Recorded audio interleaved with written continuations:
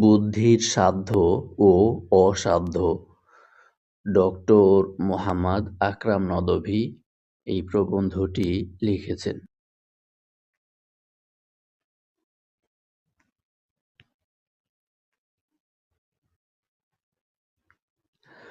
কিছু মানুষ এই ভ্রান্তিতে আক্রান্ত যে বুদ্ধি আল্লাহর অস্তিত্ব প্রমাণ করতে পারে, অথচ এটি একটি স্বীকৃত সত্য। বুদ্ধি কখনো কোনো নির্দিষ্ট ও নির্ধারিত বাস্তবতাকে প্রমাণ করতে সক্ষম নয়। আল্লাহ তাআলা হলেন আরফুল মাআরিফ, সব নির্ধারিত বাস্তবতার চেয়েও বেশি নির্ধারিত এবং বুদ্ধির উপলব্ধিগত সীমার সম্পূর্ণ ঊর্ধ্বে। যখন আমরা বুদ্ধিকে আল্লাহর অস্তিত্ব প্রমাণের দায়িত্ব দিই, তখন বুদ্ধি আল্লাহকে তার বাহ্যিক ও প্রকৃত সত্তা থেকে বিচ্ছিন্ন করে শুধু একটি সার্বিক মানসিক ধারণায় রূপান্তরিত করে ফেলে। এই ধারণা তখন স্বনামধন্যযোগ্য ও একীভূতযোগ্য হয়ে যায়।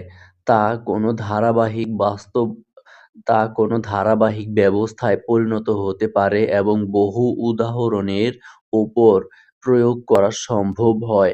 এমন একটি ধারণার জন্য তাওহীদ অপরিহার্য নয়, বরং তার প্রকৃতির মধ্যেই শিরকের উপাদান সন্নিবেশিত থাকে।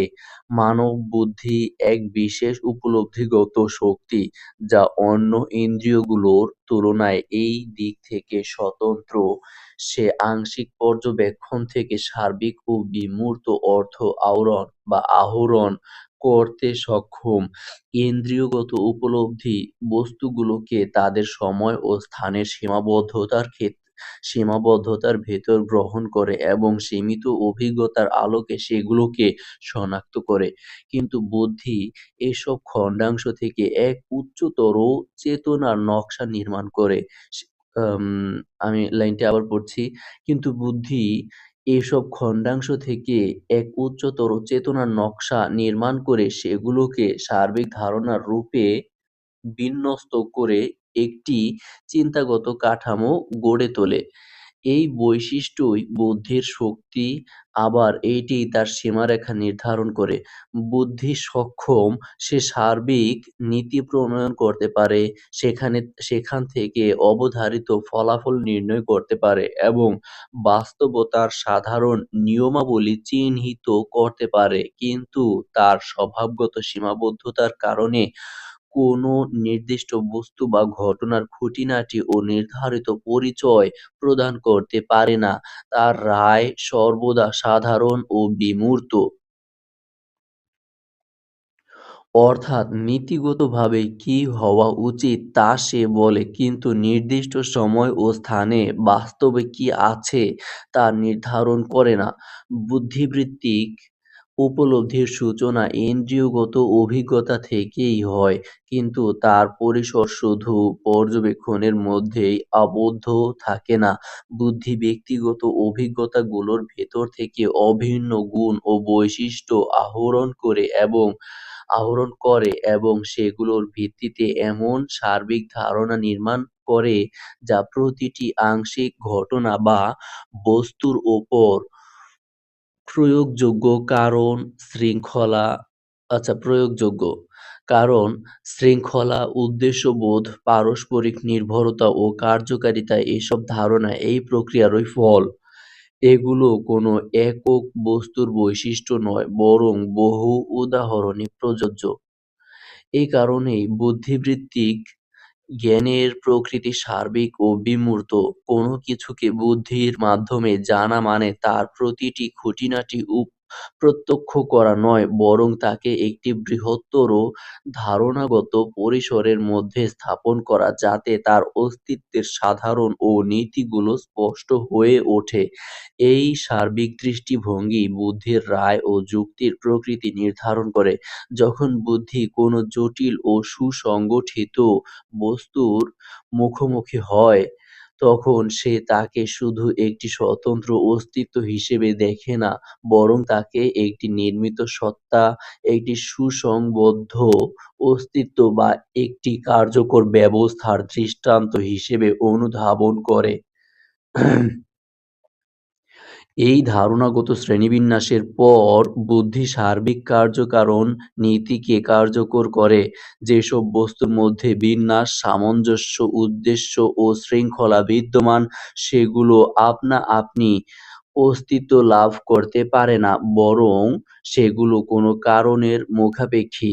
এই নীতির আলোকে বুদ্ধি সিদ্ধান্তে পৌঁছে যে তাজমহল কিংবা অন্য কোনো মহৎ স্থাপনা কোনো নির্মাতা বা কার্যকারক ছাড়া অস্তিত্বে আসতে পারে না। এই সিদ্ধান্ত শুধু ঐতিহাসিক দলিল বা প্রত্যক্ষ পর্যবেক্ষণের উপর নির্ভরশীল নয়, বরং এটি সার্বিক বুদ্ধিবৃত্তিক নীতি ও অপরিহার্যতার ভিত্তিতে অর্জিত। তবে এই সিদ্ধান্ত তার প্রকৃতিগত দিক থেকে বিমূর্ত ও সার্বিকই থেকে যায়। বুদ্ধি নির্মাতা বা কার্যকারকের অস্তিত্বের প্রয়োজনীয়তা প্রমাণ করতে পারে, কিন্তু তার পরিচয় বা নির্দিষ্টতা নির্ধারণ করতে পারে না। কোনো নির্দিষ্ট ঐতিহাসিক ব্যক্তি বা ঘটনার শনাক্তকরণের জন্য অতিরিক্ত জ্ঞানসূত্রের প্রয়োজন হয়,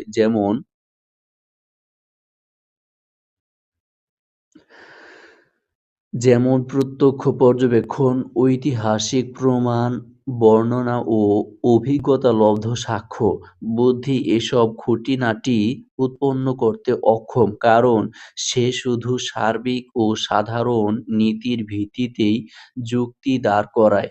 এভাবে বুদ্ধি দেখায় অস্তিত্বে আসা প্রতিটি বস্তুই এক কার্যকারকের মুখাপেক্ষী, কিন্তু সে বলে না সে কার্যকারক কে, তিনি একজন না একাধিক, তিনি বস্তুগত না অলৌকিক, বাহ্যিক না অন্তর্গত।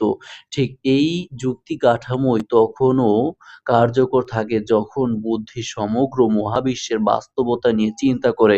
বুদ্ধির স্তরে মহাবিশ্বকে তার সব পরীক্ষণযোগ্য খুঁটিনাটি নিয়ে দেখা হয় না, বরং তাকে সার্বিক ধারণার আলোকে অনুধাবন করা হয়, যেমন সম্ভাবনা, নির্ভরতা, শৃঙ্খলা, বিন্যাস ও ব্যবস্থা। এসব ধারণার আলোকে বুদ্ধি এই সিদ্ধান্তে পৌঁছে যে মহাবিশ্ব নিজে নিজে স্বয়ংসম্পূর্ণভাবে টিকে থাকতে পারে না, বরং তার জন্য কোনো মৌল সত্তা, কোনো কারণ অথবা কোনো অপরিহার্য অস্তিত্ব বা একাধিক অস্তিত্বের প্রয়োজন রয়েছে। দার্শনিক দৃষ্টিকোণ থেকে এই যুক্তি সঠিক, এবং প্রতিটি সেই অস্তিত্বের ওপরই প্রযোজ্য যা সুসংগঠিত, নির্ভরশীল এবং নীতি ও নিয়মের অধীন। এই অর্থে বুদ্ধি যথার্থভাবেই প্রমাণ করতে পারে যে মহাবিশ্বের পেছনে কোনো না কোনো মৌল সত্তা, কারণ কিংবা অর্থবহ ধারাবাহিকতা অপরিহার্য। কিন্তু এখানেও সিদ্ধান্তটি তার প্রকৃতিতে বিমূর্ত ও সার্বিকই থেকে যায়। বুদ্ধি শুধু মৌল সত্তা বা কারণের প্রয়োজনীয়তার কথা বলতে পারে। এই যুক্তি থেকেই কিন্তু স্পষ্ট হয় না যে সেই মৌল সত্তা কোনো নির্দিষ্ট ধর্মীয় প্রভু ধারণার সঙ্গে হুবহু সামঞ্জস্যপূর্ণ। সত্তা, ইচ্ছা, জ্ঞান, নৈতিক কর্তৃত্ব, প্রাকৃতিক বিধানের ওপর কর্তৃত্ব কিংবা ইতিহাসে প্রকাশ, এসব গুণ শুধু একটি বিমূর্ত কারণের ধারণা থেকে স্বতঃসিদ্ধভাবে অর্জিত হয় না।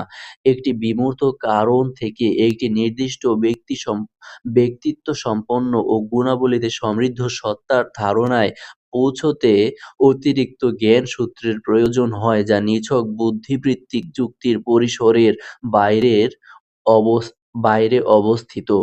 বুদ্ধির কাজ হলো সার্বিক সত্য ও অপরিহার্য সম্পর্কগুলো অনুধাবন করা, প্রতিটি ঐতিহাসিক বা ব্যক্তিগত নির্ধারণ প্রতিষ্ঠা করা নয়। যখন বুদ্ধির কাছে তার সীমার বাইরে থাকা বিষয়ের দাবি তোলা হয়, তখন হয় সে ভিত্তিহীন ও অনির্ভরযোগ্য অনুমান তৈরি করে, নয়তো তার উপলব্ধি ও যুক্তিবোধ সম্পর্কে অপ্রয়োজনীয় সংশয় জন্ম নেয়। লেখাটি সংগ্রহ করা হয়েছে লেখকের ফেসবুক পেজ থেকে